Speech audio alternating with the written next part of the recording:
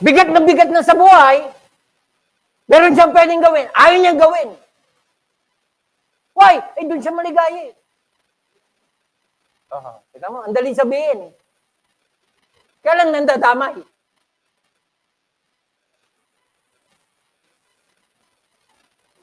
Nabibigatan siya, lahat ng malapit sa kanya, dinadamay niya. Example, si Jonah. Inuutusan ng Diyos, may pinapagawa ang Diyos. Sabi niya, ayoko! Kaya tumakas. Kalagitnaan ng dagat, nagpadala ang Panginoon ng bagyo. Imbis na siya lang yung bagyuhin, binagyo yung lahat na nasa barko. Speaking of damay,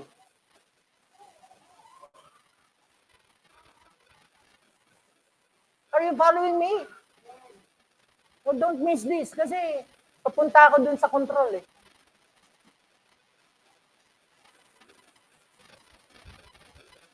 I delight in the law of God after the inward man. Alam niyo, napakahalaga na matagpuan natin yun. Do we have that delight? Basta paano ko malalaman na kung meron akong delight? Yung nandito ka ngayon, nag-aaral ka ng salita ng Diyos, isang proof yan. Yung every time may natututunan tayo sa salita ng Diyos, meron tayong sense of accomplishment, sense of fulfillment. Ang ganda. That's delight. Wala yan doon sa mga ayaw mag-aral. Kaya huwag ka na magtaka, ba't ayaw nila?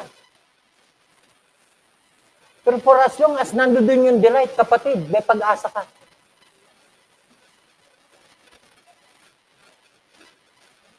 Kahit konti,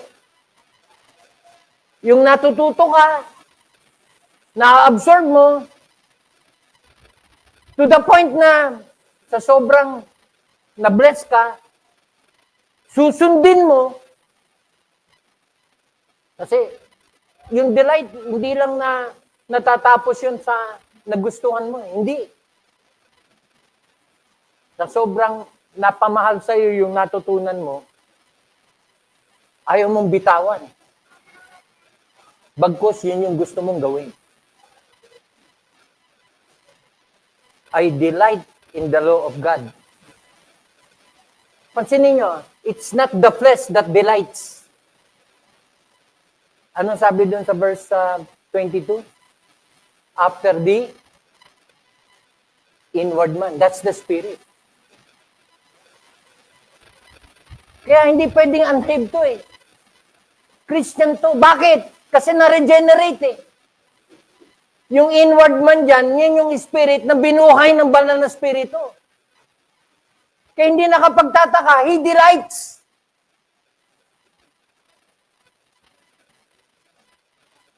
Gusto mo malaman, Christian ng isang tao o hindi? Magtanong ka sa kanya ng salita ng Diyos. Pag change yung topic, alam mo na.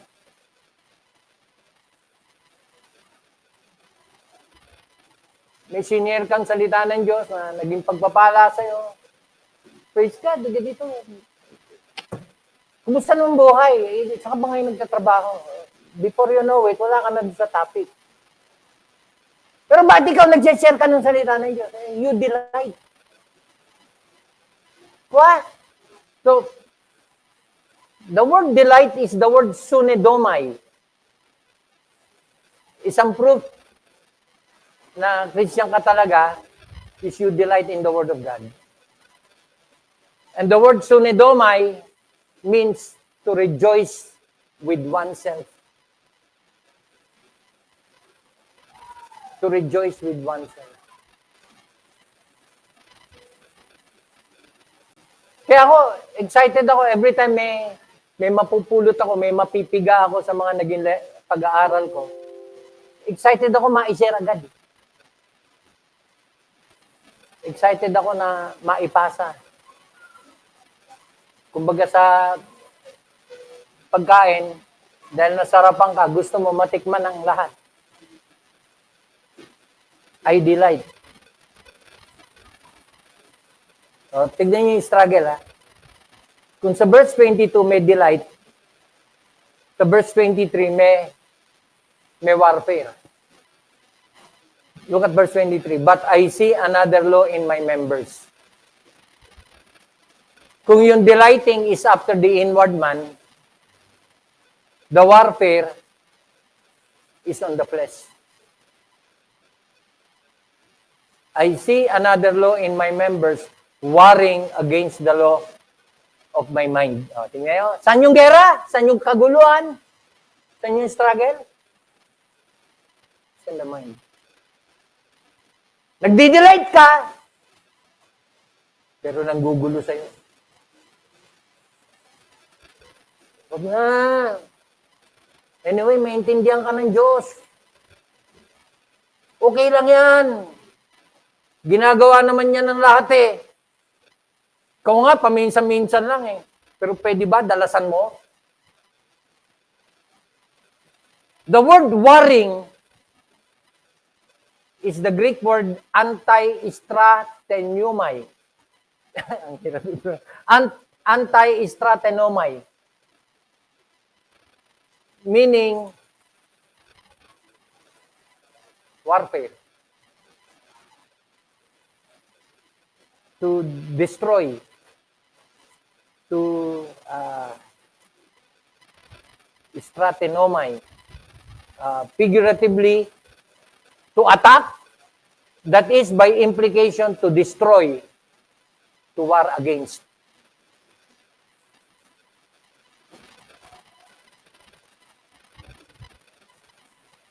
So, bukod sa ito'y reality, at na-realize natin ito, realization, this is also our reaction. Kasi dapat, hindi mo pinapakibagayan. Kasi, consider mo siya kaaway. At dahil kaaway siya, labanan mo. Kaya Christian to. Bakit? Kasi, kung unbeliever to, hindi niya lalabanan. I-enjoy niya lang. Sunod sa agos lang. May gera eh. Pero napakalaga yung dalawang elemento Dapat may delight, tapos may war. Parehong kailangan para managumpay. You delight in the law of God, and you war against the members of the body. Labanan mo. Kaya sa Biblia, punong-puno ng mga pangaral na kung yung mata mo, na yun yung continuation nung pag nakakita ka ng babae, pinagnasaan mo, nagkasala ka na, hindi mo pa nilalapitan. Alam nyo kung ano yung kasunod doon? Kung yung mata mo makaka-offend sa'yo, dukutin mo. Take note. May gagawin ka para matigil.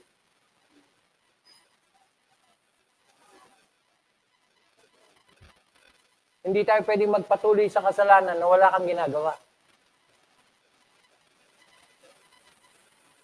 Hello?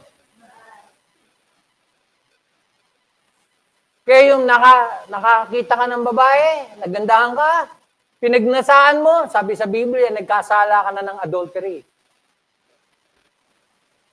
Bakit? It's all in the mind.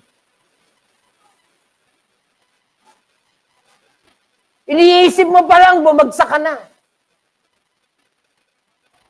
Kaya alam nyo kung ano yung simula ng pananagumpay? Let Christ control your mind.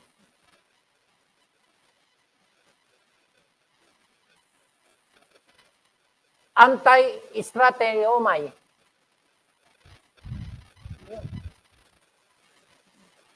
Yan, maganda sa may e-sword. To attack with the objective of destroying.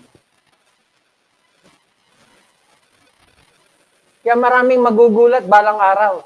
Akala nila Kristiyano sila pero hindi makakapasok ng langit. Bakit? Kasi imbis na makipag-away sa laman, kinampihan yung laman. Ama, Kasi kung merong dahilan, ba't di ka bibitaw sa kasalanan, it's because yun yung gusto mo. Kaya wala ka ibang pwedeng sisihin balang araw. Kung ikapapahamak mo, yung ginagawa mo. Kasi may warning sa Bible, be sure your sin will find you out.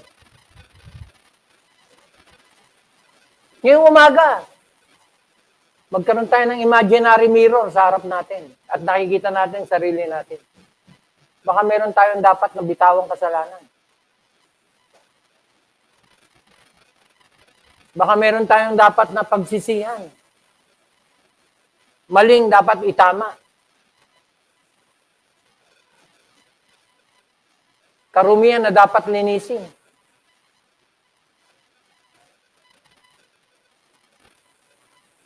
Ano dapat maging reaction natin sa pangangaral na ito? It should lead us to surrender our lives to God. That's the best reaction. Our responsibility as Christians is to do the will of God.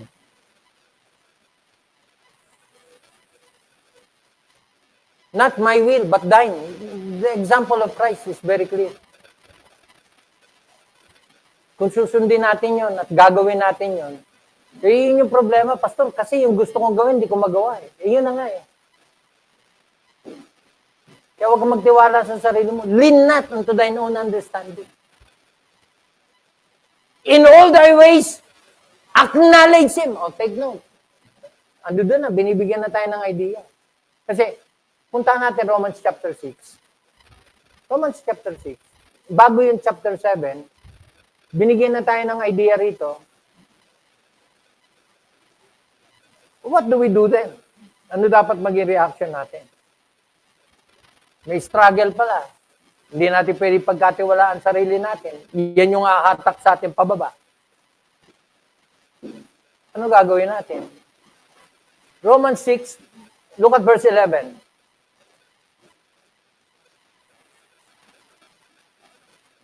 Verse 11. Likewise, reckon also yourselves to be dead indeed unto sin, but alive unto God through Jesus Christ our Lord. Again, sino yung solusyon? Sino? Si Kristo. Ano na dapat natin gawin? Meron tayong pwedeng gawin? Actually, wala ka nga dapat gawin. Pero i-consider mo lang patay ka na sa kasalanan. Ano nyo kung ano ibig sabihin ng patay sa kasalanan? Wala ka ng gana. Hello? Yun yung verse 11. Alam niyo ba tayo natin bitawan ng kasalanan? Bakit? Doon tayo maligaya eh. Pag ginagawa ko, buhay na buhay ako. Tama? Gawin mo opposite. Look at verse 12. Dito magkakaroon na tayo ng idea at bilugan nyo yung word na sasabihin ko. Let not sin therefore,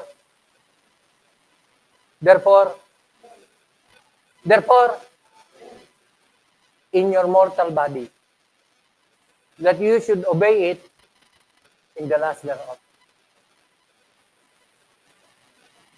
Hindi natin kaya sa sarili natin. Pero kung pagkakatiwala natin sa Panginoon natin, hindi natin nahayaang maghari. That's the word.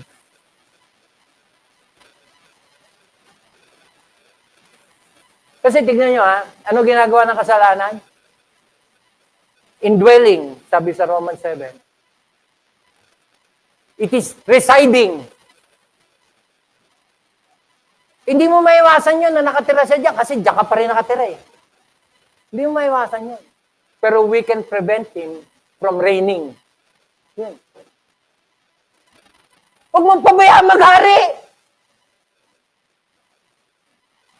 Okay lang na resident siya.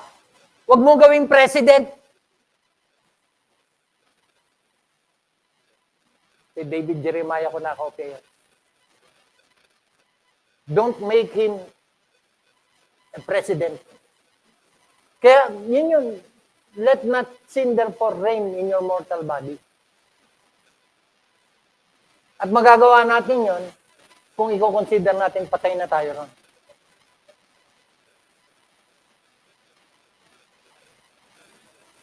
Patay na nga ba? Hello? O, tignan nyo. Verse 13. Neither yield ye your members as instruments of unrighteousness unto sin, but yield yourselves unto God. So what's the secret for victory? It is He who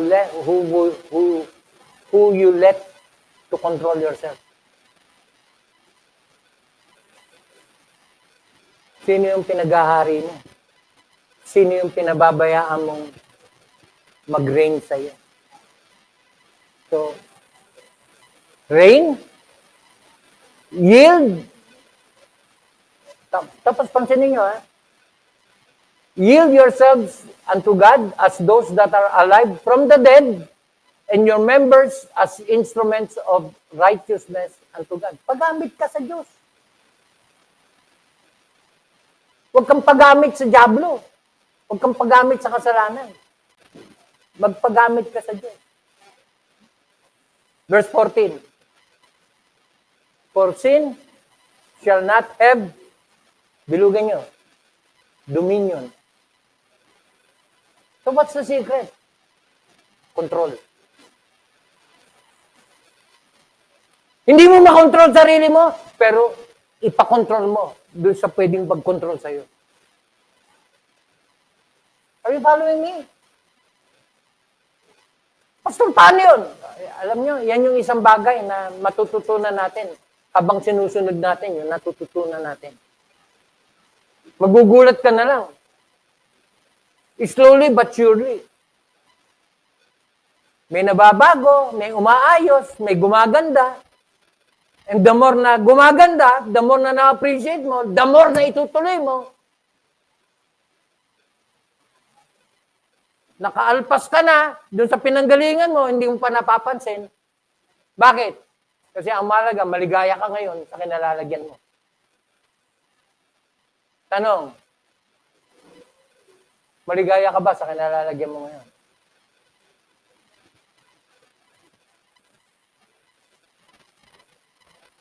Another tanong, okay ka naman ba?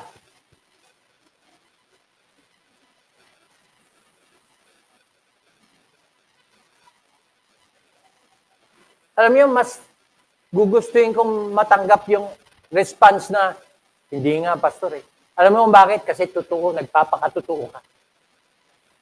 Kasi aminin natin, hindi pa tayo okay. Hello? Sino magsasabing okay na ako? Ako okay lang ako, pastor. Dati pa naman.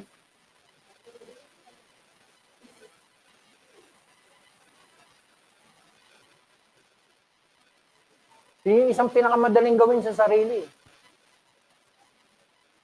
Dayain sarili mo into thinking okay ka. Pero malinaw na malinaw, alam mo sa sarili mo na hindi.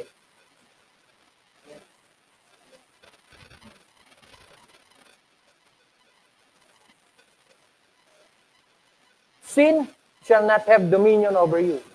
Why? Kung tunay na ligtas ka, ha? For you are not under the law, but under grace. Hindi mo hahayaang makontrol ka ng kasalanan. Reign, yield, dominion. Akala ko under grace tayo, okay lang na magkasala. Verse 15, sinagot niya yan. What then? Shall we sin because we are not under the law, but under grace? God forbid. Sino may sabi sa'yo na okay lang? Okay lang magkasala kasi nasa biyaya? Hello? Sabi ni Pablo. Hindi wag mong isipin. Know ye not that to whom you yield yourselves servants to obey? His servants you are to whom you obey. Kung sino yung sinusunod mo, yun yung pinapanginoon mo. Kaya ang tanong ngayong umaga, sino yung sinusunod mo? Kasi kung hindi ang Panginoon, mas malamang sarili mo. Kaya huwag mo sabihin okay. Why? Kasi hindi mo pwedeng pagkatiwalaan ang sarili mo. Kaya inuna ko yung observation. Pastor, kung hindi ko kaya pagkatiwalaan sa sarili ko, sino pa pagkakatiwalaan ko? Wala nang iba. Meron! Sino? Si Kristo. Yun yung problema, kaya hindi tayo maalis-alis na kinalalagyan natin. Kasi pinipilit natin sa sarili natin. Hindi mo naman kaya eh. Aminin naman natin yun. Tama. In fact, gusto mo ngayon, pero mamaya pag-uwi mo, ayaw mo na. Tama. Bless na bless ka. Ay, praise God, praise God. Hallelujah. Pag-uwi mo, ano na nga ba yun?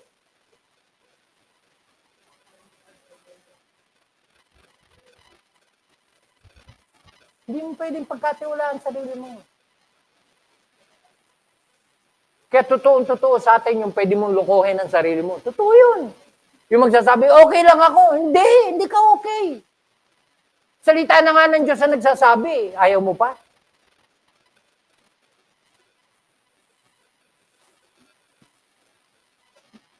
Oh.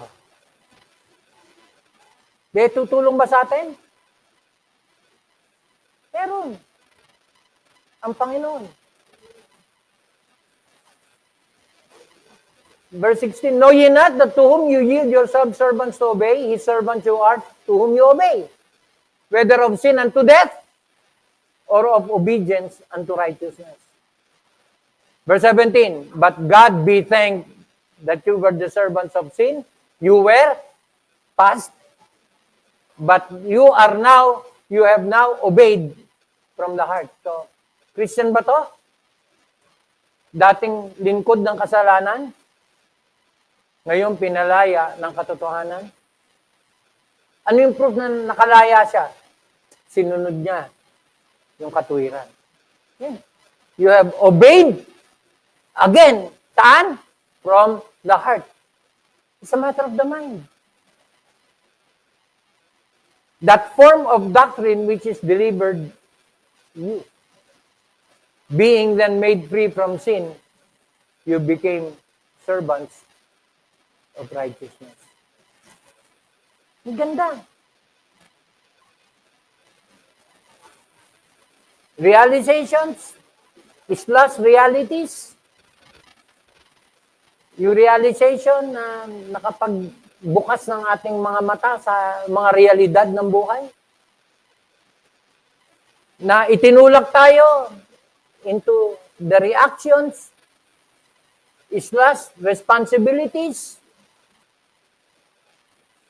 Ito yung objective na tinatahak natin ngayon. Sabi ko na nga ba eh. Susunod na preaching, tutungayan natin yung reasons. Slash rationalities. Enclose in parentheses, obedience.